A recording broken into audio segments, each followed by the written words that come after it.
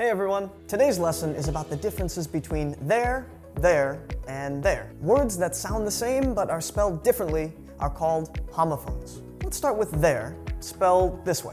There has the opposite meaning of here. So we're talking about something that is farther away from the speaker. For example, they asked me to go there to pick up the food. This there can also be used as a pronoun to introduce a word or a clause. There is a dog in the office. How about there? Spelled like this, it's used to show possession. I offered to help clean their apartment. The bags and the apartment belong to someone, so we use there instead of there. And finally, let's talk about there. Remember, when there is an apostrophe like this in a word, it shows contraction. So there is a contracted form of the words they and are. They're beautiful flowers. Don't worry if you don't understand it at first.